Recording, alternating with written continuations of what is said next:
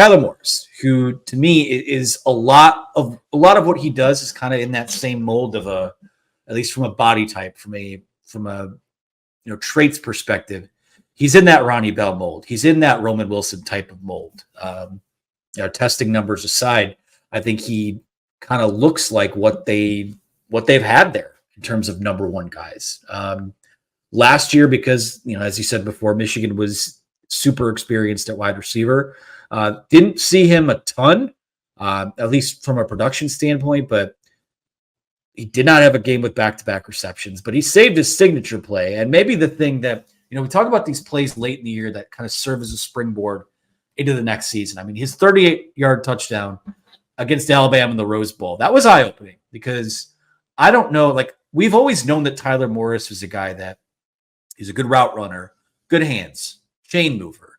But to watch him kind of knife up the field and then outrun the Alabama secondary, which regardless of, how many first rounders or how many draft picks are back there, probably one of the most athletic secondaries you'll see at this level of the sport. That was eye-opening to me. And I think that he is going to be a guy that can be a safety valve, out of the slot, maybe play some Z receiver as well. Certainly they'll need him to play a bit on the, a lot on the outside, but, and maybe his speed shouldn't have been a surprise to me, given that he was, a track star in high school as well. But to me, this is a guy that has clear all Big Ten potential. The volume, I think, is going to help him a lot. And I don't really have any concerns about what he's going to bring to the table. You know who wasn't surprised that he was able to score on that play? Tyler Morris.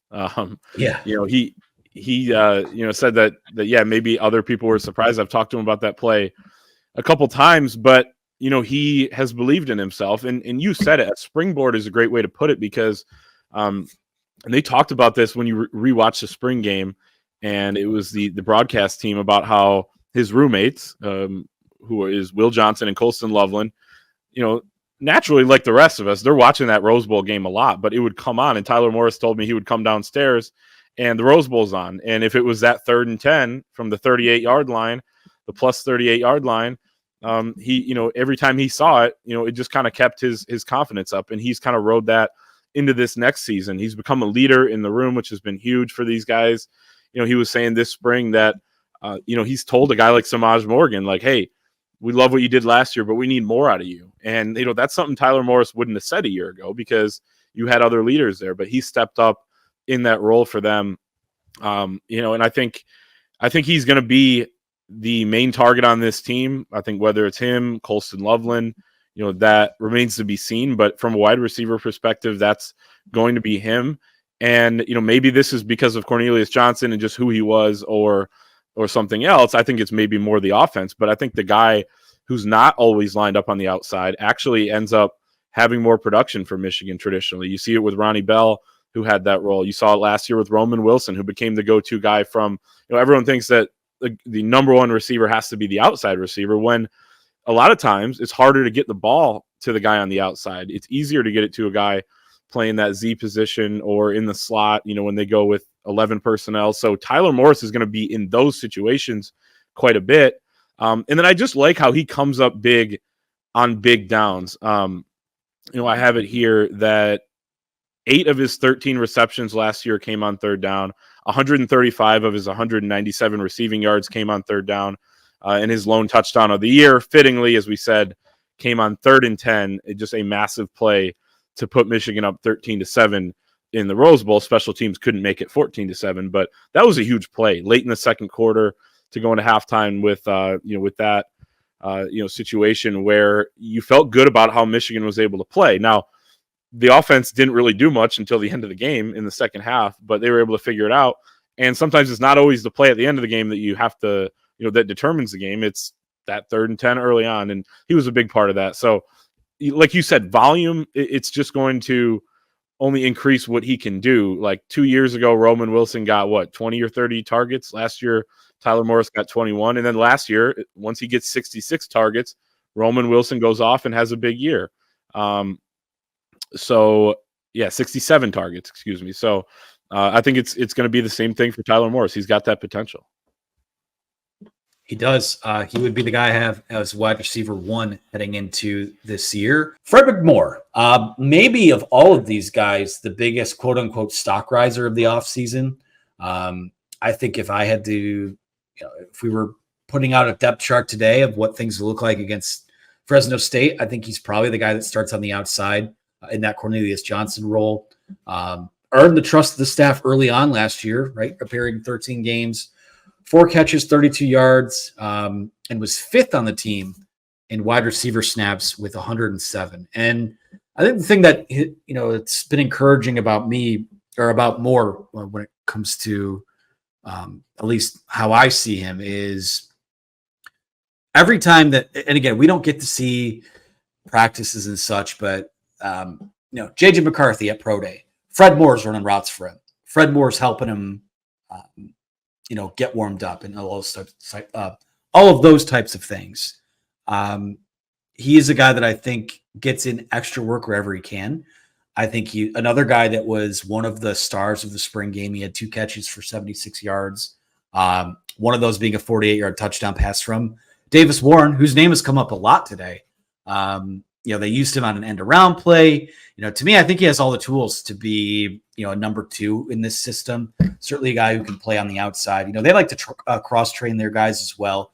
So could see him a bit in the slot. But I think the fact that the additions that they made in the transfer portal this year, to me, point that they're pretty confident with their top 3, who I think is Tyler Morris, Fred Moore, and then the next guy we'll talk about, Samage Morgan. I think Fred Moore is, all the guys in this group, probably the guy you'd probably choose for a breakout candidate.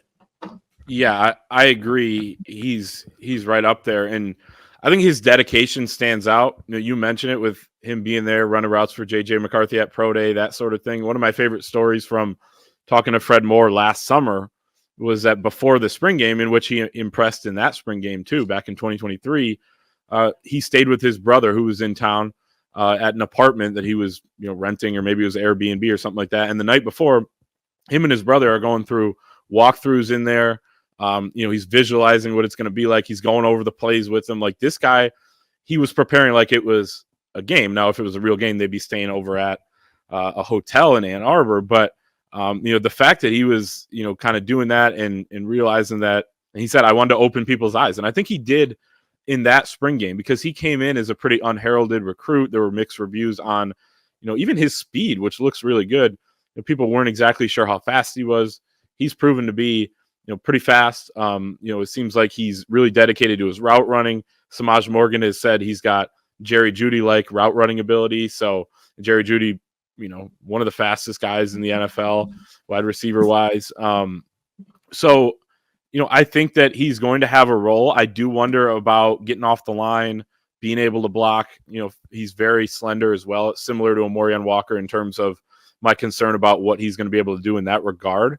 But I think he's probably someone that plays a similar role to Tyler Morris last year, where he's on the field a decent amount, maybe doesn't get all the targets, but is going to come up with some big catches. Let's move on to the aforementioned Samage Morgan, who I think is maybe has the most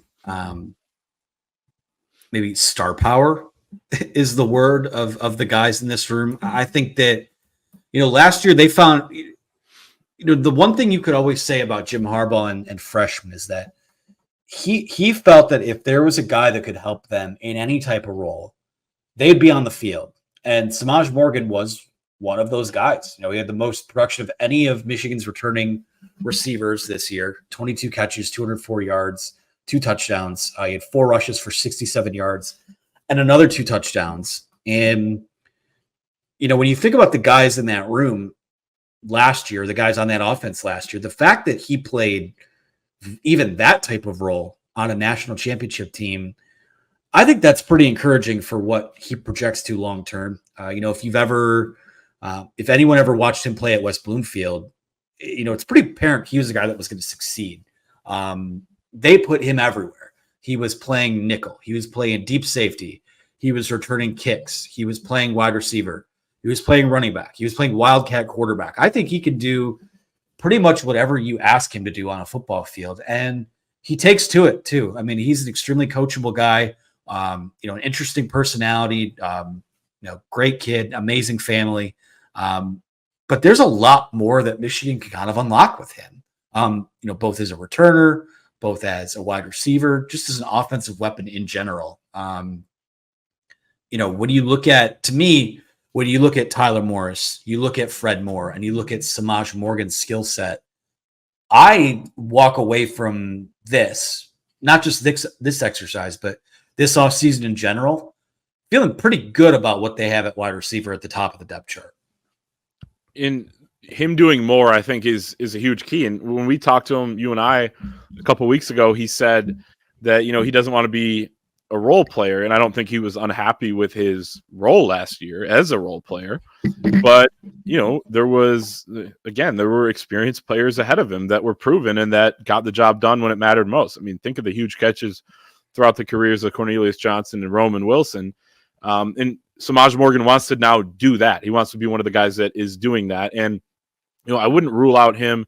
You mentioned Wes Bloomfield. I went and watched him play once, and, he has some big catches down the field, coming down with it over defenders. And he is smaller, but he has that ability too. And, I wouldn't rule him out being somebody who can stretch the field for Michigan. You don't have to be the biggest guy or a Nico Collins type of player to come down with catches down the field. If you can create enough separation, like I think Samage Morgan can, then you can be a target down there as well. But that is the question with him right now. And that is the goal, is to expand his role. If you look at his numbers, 14 of his 22 catches last year came behind the line of scrimmage. They clearly wanted to get him the ball in space, let him make defenders miss, use his elusiveness in the open field. 18 of his 22 catches came within 10 yards of the line of scrimmage, and then only 4 beyond, or 10 or more yards beyond the line of scrimmage. So I think he wants to be somebody who can make the catch over the middle and run, or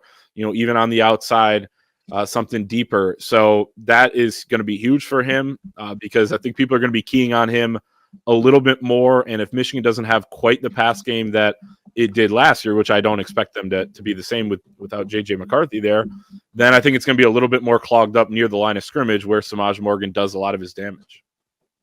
Yeah, it's the ball skills for me. You see like his height, weight, whatever.